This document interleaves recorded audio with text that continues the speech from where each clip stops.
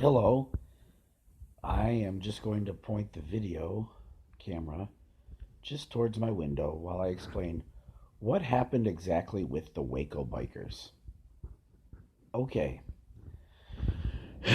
here's how we've got to start. First, you have to understand what the Texas Confederation of Clubs and Independents is. You're going to have to forgive my voice.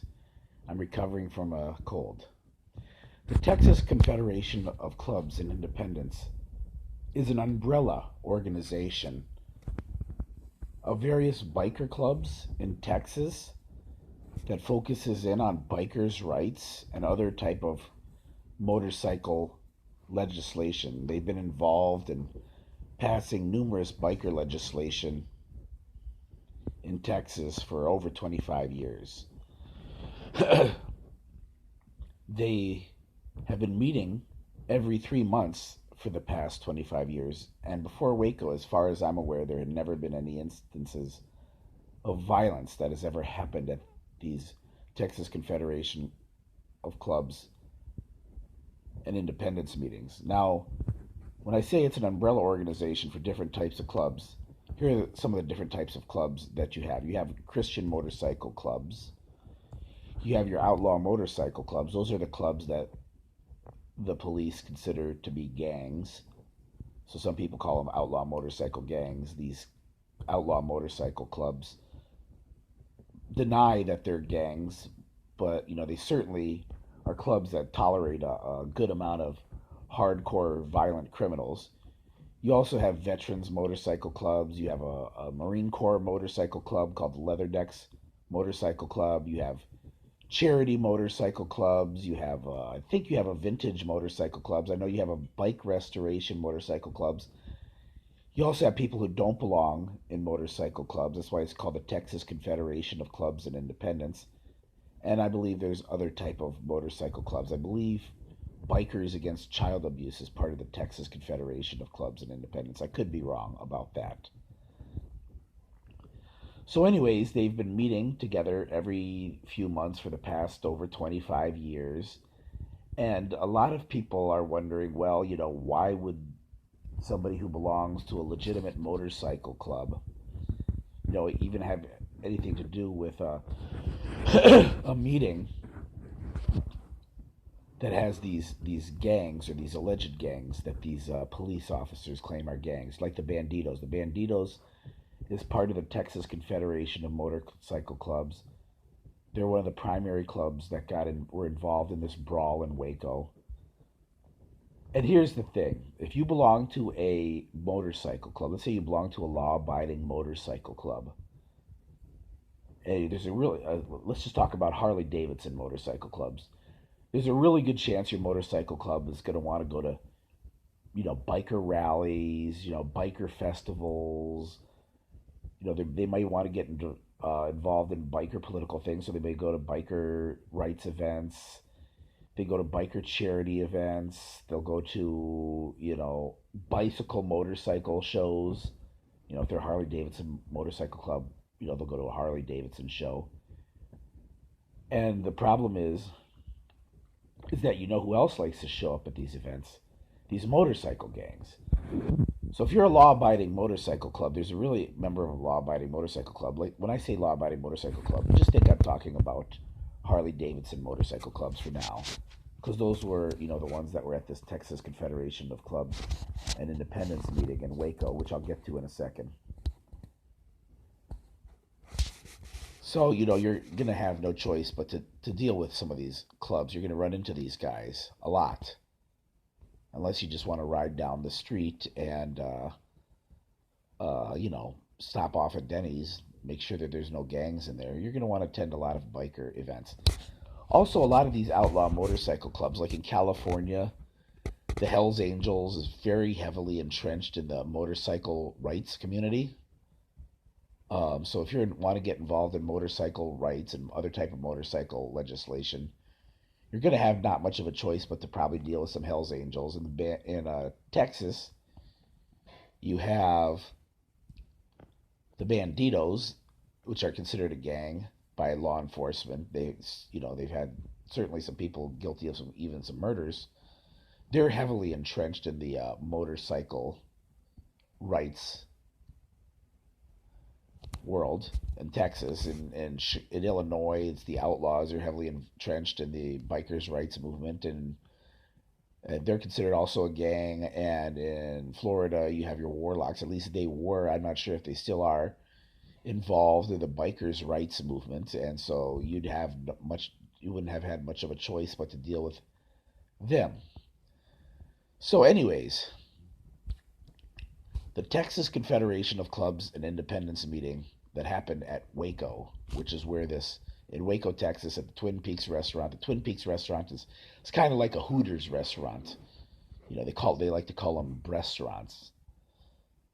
And anyways, they were scheduled to have they had this brawl, bloodbath, massacre, shootout, whatever you want to call it, happened at the Texas Confederation Clubs and Independence meeting at the Twin Peaks restaurant in Waco. Well, law enforcement had been tipped off that there might be some violence between the Banditos and the Cossacks. The Cossacks is an outlaw motorcycle club. I'm not too familiar with them. I don't know if they're involved in gang activity or not. They call themselves an outlaw motorcycle club. You're just asking for trouble with law enforcement when you decide to call them yourselves that. Well, anyways, there had been some violent confrontations between some members. A few violent confrontations. This wasn't happening every week, but there had been a few some very serious violent confrontations going on between the Banditos and the Cossacks for about a year before the Texas Confederation of Clubs and Independents meeting in Waco. The Cossacks aren't a member of the Texas Confederation of Clubs and Independents. Now, from what I understand, they've only been to one of these meetings before. Now, so anyways, you had at this Texas Confederation of Clubs and Independents meeting in Waco numerous different types of motorcycle clubs. You didn't just have biker gangs like the Banditos, or at least what law enforcement considers biker gangs. You had Christian motorcycle clubs, you had veterans motorcycle clubs, you had a bike restoration motorcycle club, a charity motorcycle clubs, people who didn't even belong to motorcycle clubs there. And of course, a lot of these people like to mention how, they found so many guns and knives. Well, guns and knives in Texas are like beer and cheese up here in Wisconsin.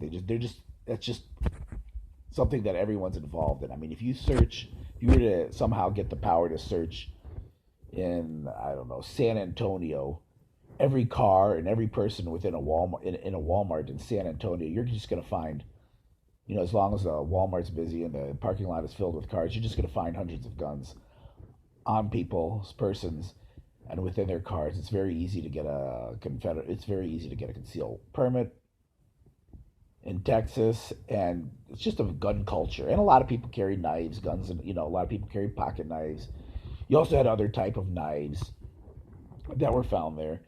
A lot of these are types of knives that military people have, and a lot of these bikers are former military people. You also found some brass knuckles. This was a minority of the weapons. I'm kind of skipping around here a little bit, but you also had some brass knuckles and clubs and bats and pipes, that people had on them, and who goes around carrying those things, other than violent criminals, hoodlums. But those were only carried by a minority of people, and they were kind of, in my mind, counting things that may have been unfairly counted as weapons. They counted definitely some things were unfairly counted. They counted like wallet chains, from what I understand, as weapons. They counted motorcycle chains with padlocks as weapons. Now, those can definitely be used as a weapon. There is one guy on video footage caught using one as a weapon. So then that motorcycle chain with a lock should definitely be considered a weapon. But a motorcycle chain that's with a padlock, underneath someone's motorcycle seat, I mean, that shouldn't necessarily be considered a weapon. That person may just use it to lock up their motorcycle from time to time. They counted ornament chains that people had on their vests, from what I understand, as weapons. They counted like a tomahawk as a weapon. I guess, yeah, that is a weapon. That's kind of funny. I doubt anybody was. That's probably just somebody having that there as like show. Nobody was running around the parking lot, scalping people with a tomahawk. I would love to know who had that tomahawk and why he had it. I'm sure he didn't bring it there, to be used at the Waco biker brawl. But anyways, most of the weapons from what I understand, the ATF. Somebody told me this. That's a very reliable person, but they could be wrong. From what I understand, the vast majority of guns that were recovered weren't discarded. They were found on people's persons or in their vehicles. You can even see video footage of, people having guns, their guns removed of them and pictures of guns in their cars. Most of the guns, you can safely bet, were owned legally. People weren't discarding them. Not even the police are claiming that. I'll get to the discarded weapons in a second. So, anyways, the Cossacks and their supposed allies, the Scimitars, who also aren't members of the Texas Confederation of Clubs and Independents, showed up to this Texas Confederation of Clubs and Independents meeting. Now, they claim that they were invited and that they were ambushed by the Banditos. The Banditos claim, well, that's a bunch of hogwash. They came there looking for trouble. I don't know what happened. Well, if you watch the video footage, it seems pretty clear that most of the people there weren't expecting, even though they're armed to the teeth, hey, it's Texas. Most of the people aren't acting like they're, prepared for some sort of a gun battle or gunfight. They're sitting around, standing around, eating their food, drinking their drinks, socializing. This isn't the behavior of people who expect a gunfight or a brawl to pop off. And these guys aren't stupid. Many of them are former military, but even if they aren't, you show up to a place expecting a gun battle, you're not going to put yourself in a vulnerable position where you're just standing around, with your supposed rivals, within proximity to where if, gun battle pops off, you're in a very vulnerable position to where you could get shot. Nobody who goes into a gun battle with half a brain or expecting a gun battle with half a brain would behave like that. And like I said, it'd be pretty strange for people who are expecting a gun battle or gun violence to just be standing around socializing, thinking in the back of their mind, okay, things could pop off any minute. That just doesn't seem likely. So anyways, all of a sudden some fighting breaks out.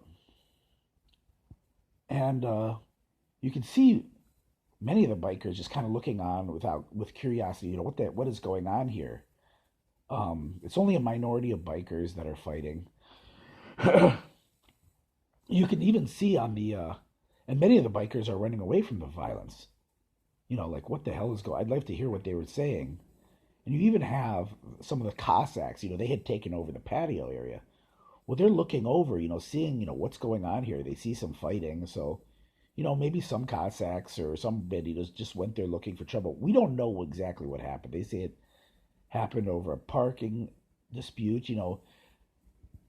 Both sides, the Banditos and the Cossacks, had really bad blood with each other. So it wasn't going to take much to set one of these people off against each other and have some of them fight. That doesn't mean that all the Banditos or all the Cossacks went there expecting violence. Well, we know that because the Cossacks, many of them were just standing on the porch, patio, just looking over, wondering with curiosity what's going on.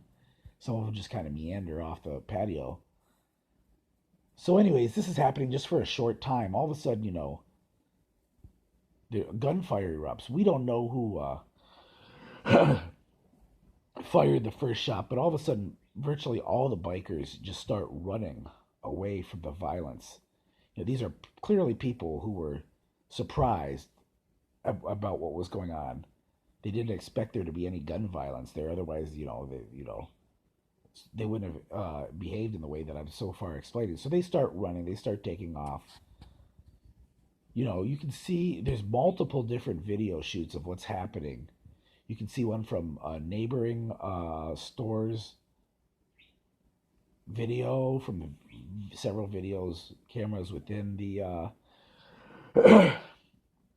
Twin Peaks restaurant. You can see one from the dashboard, maybe even from a couple different dashboards of the police camera. But they start running down away from the patio. Um, you can see some of these bikers run and they hide behind their cars, their trucks. You can only see maybe three, possibly four bikers ever shoot off their weapons. We don't know, who, how many shots the cops had shot off. They claim that their official report is 14 people. Maybe that's true. Maybe it's not. But you can still see some bikers fighting. There's one video footage of these three bikers who are beating the hell out of this one biker who's down on his knees. And one of the bikers just takes out his club and just starts whacking this other biker on his knees repeatedly on the ground. What a I mean, just really gruesome. So, anyways, now the cops claim that these bikers started shooting at them, and then they shot back. Who knows if that's true or not? I don't know if a biker they even got shot at by a biker. Now I watched what little footage was released from the trial of I think it was Jake Carazal. He was the only one being tried. So I think I saw this video from the Jake Carazal trial where this cop talked about how he had bullet holes in his car, from gunfire being shot at him. I don't know if that's true. That's probably true because that's a lie he could probably get caught on. But now, was that a biker? Was that bikers? Was that intentional or unintentional? A biker or bikers could have shot at another biker or bikers and miss his target and went in the direction of the police. Was that before or after, the police started shooting at them? The police say they got in a gunfight with they started shooting back at the shooting back at these bikers after the bikers started shooting at them. And I don't know if that's true, and I don't believe that you should ever take anybody's word for anything at face value, even the cops. I mean, sometimes cops lie, and they may just be saying that they were shooting back at the bikers who shot back at them, were shooting at them first to justify, shooting the living hell out of them. I'm not saying the police did anything wrong with firing at these guys. I'm just saying I don't know what's happened, and I'm not going to accept the cops' version at face value. They could have shot at some of these bikers initially, and maybe a couple shots went in their direction after a biker shot at another biker and it hit a cop's car. I don't know what happened. There's a million possibilities. I'm just saying don't accept what the police say at face value. So anyways, they shot up a bunch of people. At least 2 got killed, possibly 3, possibly 4. I say it's highly unlikely that it's only 2. It's probably 4 because 4 of them got shot with guns that you can say definitively are from the police, but they were also, 2 of them were shot. The 2 of them that were shot by guns from the police, definitively from guns from the police, were shot by also other weapons that are that they can't directly pin on the police. They can't, you can't rule them out, but you can't directly pin on the police because they're from the same guns. I'm not sure how this is working, but it's at least 2, possibly up to 4. So anyways, the police come in there and, they just, point their guns at people, make them get on the ground. I'm not being critical of how the police are behaving up until now. I'm not under any sort of impression that police used, unnecessary force or excessive force. Although I'm always open to that possibility if people come up with that evidence. Like I said, I don't blindly trust what cops ever say about anything. I've actually had 2 instances where cops just lied terribly on me. I'm not going to blame all cops for that, but I'm not naive about that. So, anyways, they detained everybody. They started disarming people. This only lasted maybe 3 or 4 minutes. All this violence that clearly the vast majority of the bikers weren't involved in, and it seems highly unlikely. Well, anyways, I'll get to what I was about to say in a second. So they detain everybody, and they arrest 177 people, I think it was. I don't know if it's 155 or 177. So, anyways, they arrest just a whole bunch of people. They don't, say, okay, let's detain them for a couple days. Let's try to build a case. No, they arrested all these people, and they arrested them. And clearly, some of these guys were guilty of some serious, serious crimes, including probably murder. So they arrest these bikers on, most of them on fill in the blank, cookie cutter warrants. See, here's the thing in America is everybody in America has a right to be looked at individually under the Constitution. So when you have an arrest warrant, every arrest warrant has to have individualized evidence to justify every arrest. Well, there's no dispute that that didn't happen with the majority of the bikers that were arrested. Their rights were clearly violated. I mean, I can understand, the police are in a difficult position. How do we get evidence against all these guys? We don't know what happened. But unfortunately, the Constitution isn't the police's friends in that situation. The Constitution is friends with the masses of bikers. The burden is on them to prevent and to come up with individualized evidence to justify every arrest. They could take down their names. I think you could detain them. I don't know how long you can detain somebody in Texas before you have to arrest them. I wouldn't be surprised if you could do that for a couple days. Try to come up with evidence. So, now the police made a lot of claims. They claim, that, they admit that most of the guns they found were on bikers' persons and in their vehicles, but they also claim that there's a lot of weapons that were discarded, which I'm sure is true. I don't know if in every situation they're telling the truth. They said they found a gun in a popcorn bag. Maybe that's true, maybe that isn't.